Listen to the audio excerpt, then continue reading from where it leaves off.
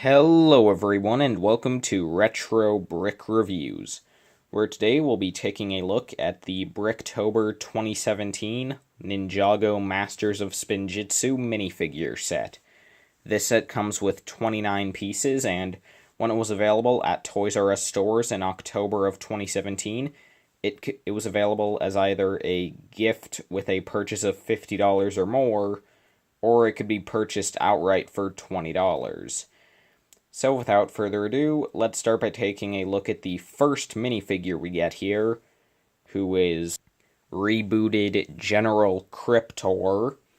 And I think it's pretty cool to get this figure here, since it's really the sort of minifigure that there's no way we would get this anywhere else. Like, General Krypt already, he's not a very notable character, being a tertiary villain in Season 3 of Ninjago. But, I mean, this white version, if I'm correct, only appeared in one episode of Skybound. So yeah, it's pretty cool to get him here, and it is a very well done minifigure. To start off with, he does of course use the same Nindroid mask and armor piece that the original Krypt used, but now they're cast exclusively in white. And the printing on there is pretty good. It does mimic the Day of the Departed Nindroids rather than the original Season 3 Krypt minifigure, but I think it works pretty well. I think the purple and silver combination work really well on the white, and I'm glad that on the printed eye part on the mask that they didn't add in any red there. I think just the purple does look really good. You have some nice molded detail around the mask and going around to the back.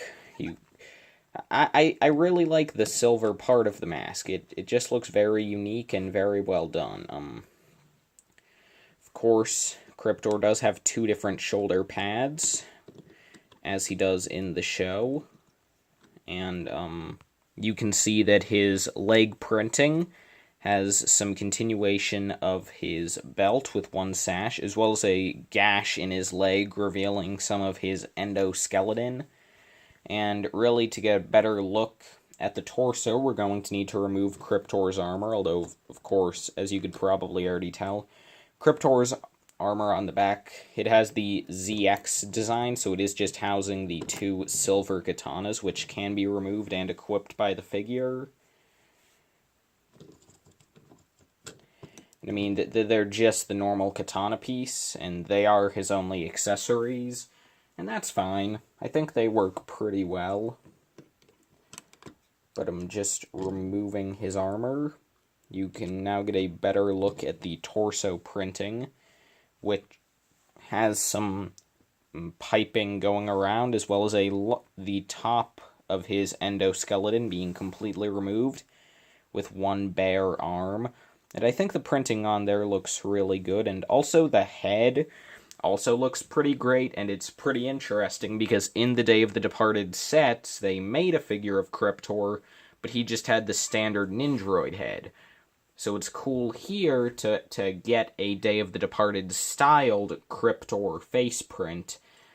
And I'm not a huge fan of how really, when you have the mask on, it does just look like just a normal Krypt face, because, I mean, just a normal standard Nindroid face, not Krypt's, because it doesn't have the silver along the bottom of the face, on the side where the eye is, but to be completely honest, I think it still works fine, and it is nice in the context that, really, if you take off the armor, this could just be used for any Nindroid. But anyway, by far the coolest part of this minifigure is that, much like with the Skybound Battle Pack from 2016, here Krypt has printing going onto the side of his head in the same vein that the Zane from that set had printing on the side of his head for some battle damage. And I think this looks really nice. It doesn't pop as much as it did on Zane, because this is on black, but I honestly think it might look a bit better here. You just have a lot of nice detail in there with sort of the robotics of his head printed on. And yeah. Oh, and also his back printing is pretty nice. I like the emblem with the saw. Kind of a simple print on the back, though, but overall, this is a really cool figure, and one that I'm definitely glad LEGO decided to make here. I think it's a really great choice, and yeah, that's rebooted Kryptor, and now let's move on to the next figure we get here. This next figure is undoubtedly the simplest of the four included here, but it's also probably my favorite. This is Nero, the Master of the Mind. And to start off, his accessory is just that 2x2 printed dish with sort of the purple energy design going around it, just attached to that little 1x1 connector. Really nothing special there. But also no leg printing on this guy, but he didn't have any in the show, so that's fine. His torso print, I think, is pretty much spot on. Personally, I wouldn't have gone for the metallic tones in the torso, simply because it looks a bit odd with the rest of the gray being completely normal. To just have the bit of metallic in there looks a bit strange, but it's fine.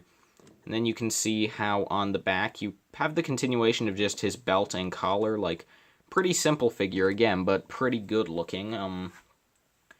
The face print is really my only slight gripe with the figure.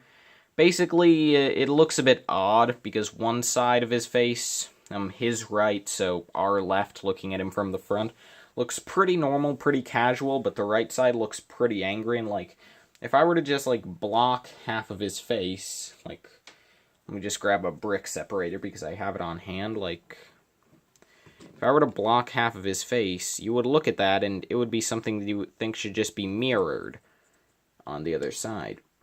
Same thing with this, to the point where I almost wish that maybe they just given him an alternate face that was just one side was the calm version and one side was the more angry version, because this does look a little off, but I can forgive that because it's quite minor with the differences between the sides. It is just something that I noticed and I'm not the biggest fan of. But undoubtedly the best part of this figure has to be the hairpiece. Now, in the show, Nero has a printed version of the collectible minifigure series Elf hairpiece, but without ears, and obviously LEGO can't make a new mold to give us that hairpiece without ears, so instead they went with the Draco Malfoy Widow's Peak hairpiece. What's awesome is that obviously they printed the black onto that white piece. And it looks really good. Like, this wasn't a hairpiece that was designed to be printed onto, but the printing actually works really well. Like, there really aren't any gaps in it at all. It just looks fluid. Like, it doesn't look like it's printed on it. It looks like, honestly, it could have been double molded, which is a real compliment for this figure. But yeah, overall, that's really all there is for Nero. Not a very complex figure, but a very good one. As opposed to easily the worst figure of the set, young Crooks. And I mean, this guy just looks really boring to me. Like, yeah, he has some nice detail on the torso and legs, but I mean, if you already have the Time Twin set, what was it called? The Dawn of Iron Doom? I mean, if you have that set, and you have those figures, I mean, what's this guy got going for him? He's a lighter red? I mean, like, seriously. I mean, I guess starting at the legs, it looks alright. I mean, you just have a lot of red, and as well as some copper. I do like the copper. Honestly, I feel as though it looks a bit overused as an accent. I think there should have been less of it, and I don't know if it goes too well with the gunmetal gray, but I think it goes well with the red. But anyway, and funnily enough, on the belt, you can actually see the bottom of an hourglass, but the rest of it isn't printed on the torso. But anyway, the torso print is basically just the one we have for the Time Twins. Like, you have the gear with the 2 clock hands. It's a thing. The face print is really the only part of this figure I actually like, because it does do a good job at looking like young Crooks. I kind of wish it had an alternate side for sort of a younger version of Dr. Sanders Saunders, or I think that was his name. But anyway, it's a nice print. The helmet is just the standard vermilion one with the double molded snakes. In the show, they had this helmet in the flashback scenes, but without the snakes. I know that LEGO can't make a new mold to remove the snakes, but I think it would have looked better if maybe they just molded the snakes in gunmetal gray, like the rest of the helmets. They didn't stand out as much. Just a thought, but this still looks fine. Maybe they could have done them in just normal red or dark red to I don't know, just having it be the same helmet looks kind of lazy, but his accessory is just this brick-built dagger, couple of pieces, just gunmetal lightsaber hilt, red stud with hole, and a gunmetal gray side dagger, so some uncommon colors for the hilt and the stud there, so that's nice, but yeah, really not much to say here with young Crooks. Definitely not the most exciting figure, but he's alright, and if you don't have either of the Time Twins, he's a fine substitute for them. But anyway, that's enough of Crooks, so now let's move on to the final minifigure of the set. The last figure we get here is Golden Ninja Kai from Season 3 of Ninjago. And this is a pretty cool figure, although there is one major issue with it. But to start off, as you can see, his accessory, it's just the standard Pharaoh's Quest Loki staff piece, just with this purple crystal in it. It's a thing, has nothing to do with the show, but it's a nice accessory. I do like the purple crystal. Fine addition to my collection. But anyway, start with the front of the figure. You can see the torso print. While I don't have rebooted Kai on hand, it's basically just a recolor of the print for the torso of rebooted Kai, but that's fine, as that was a really nice print, and I really like the design of sort of the fire printed on there. They use both metallic gold and metallic bronze in the print for the fire. It gives a really nice detail.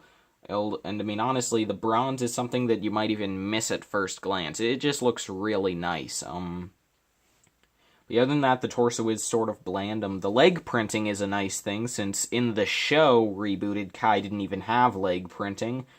Not complaining, though. It's a welcome addition, and I think the original did look really strange without it.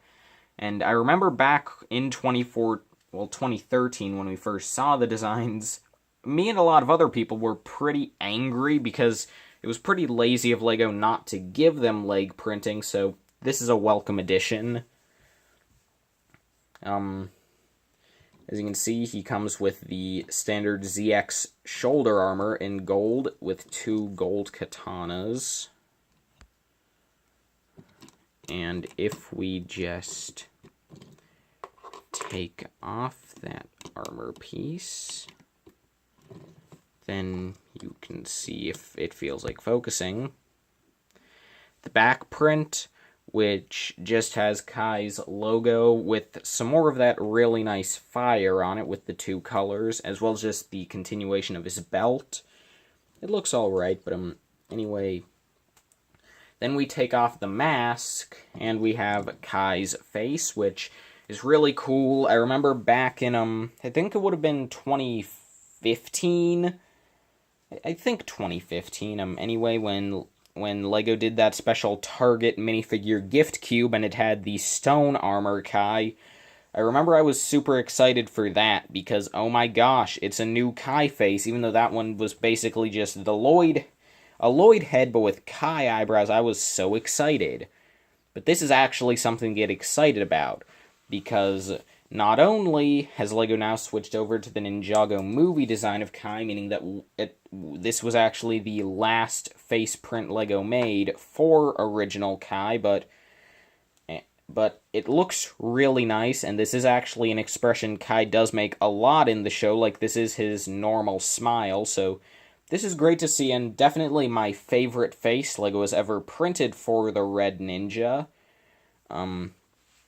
I mean, I think it looks so much like the character, except in the show he doesn't have the scar, but I mean, honestly, like, I used to be a bit annoyed about Kai having the scar because it's inaccurate, but I mean, at this point, when now I'm gonna have to deal with this for the rest of time.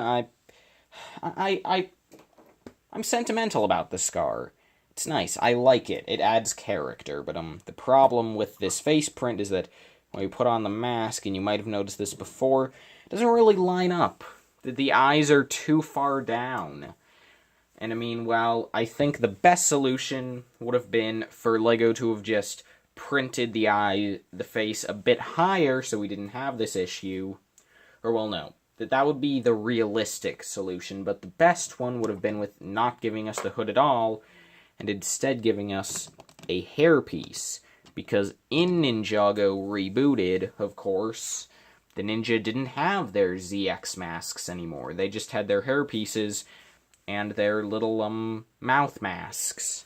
So I think it would have been a lot better if LEGO had given us Kai with a hairpiece and the mouth mask, because if we put on the mouth mask, you can see that, I mean, while it's still not perfect, it does line up better than the face mask, so I think it works pretty well, and it would have been great to get the mouth mask in gold. Yeah, just a thought, I think that would have been a bit better, maybe, but I mean, the face mask, full face, is still fine, and it works. I just think it could have been the figure could have been a bit better. But anyway, that's really all there is to Golden Ninja Kai. I think it'll be interesting to see if in the future LEGO decides to make the other three ninja in their Golden Digiverse variants. I think it would be cool to see. Like, personally, I would really love a Golden Zane. But, yeah, overall, pretty great figure from a pretty great minifigure set. So now let's move on to the box, and then the final verdict. I've already shown the box in the intro, but I'll show it again here at the end, and as you can see, it is very simple. It just has the Ninjago logo in the top left, and in the top right, you have the Hands of Time symbol with Kai and Nia. Then, on the bottom, you have limited edition exclusively at Toys R Us. Rest in peace, Toys R Us. And then you just have ages 6 and up, and you have spots to put in the 4 figures. On the top, it shows that this was the first of the 4 packs available for the month of October. Then on the back, you just have a bunch of legal info. That's really all there is to this packaging. Pretty simple, but effective. It originally came in a plastic sleeve that I no longer have, so that people couldn't just up and steal the figures out of the box, which is a good touch. It's always good when companies remember to make sure that you can't, or that their boxes are sealed in some ways. Cough, cough, Tomy, cough, cough. But anyway, that's really all there is to the box, so now let's move on to the final verdict. So overall, for $20, would I have recommended this pack when it was still available? Yeah, I think it's pretty great. 4 figures, and it is pretty sad that obviously you can no longer get this set, not only because it is no longer available, and all of your stores would have sold out by now, but, of course, Toys R Us is closing, so this will be one of the last Bricktober sets ever available at Toys R Us stores. So because of that, it is, in my opinion, a very important set, because it is one of the last Toys R Us made LEGO sets. And that is pretty great, in my opinion, very special. And this won't be the last Bricktober set, because at least in 2018, we know of 3 that are coming out for Bricktober, although they might be pushed back for repackaging. Not sure about in the future. If I had to guess, LEGO might just only release those packs in some way through LEGO Shop at Home, and then just not have Bricktober from then on. But at least this isn't the end. But yeah, 4 great figures. If you can see this for a good price, I would recommend getting it, although don't pay too much. I mean, these figures really, like, the reason they're here is, it's not just because they're special figures, it's because they don't fit anywhere else. Like, with the exception of Nero and maybe Krypt, you're not fitting these guys into a display. I mean, there's, like, Golden Kai especially is a great figure, but he doesn't fit into your Ninjago display. It just won't work out. But anyway, that's really all I have to say about this set. 4 great figures for displaying by themselves, but they won't fit into any larger play patterns, and a great set to be one of the last 4 Toys R Us, and potentially one of the very last sets for Bricktober in general. So, thank you all so much for watching this video, and I will see all of you in the next one. Farewell.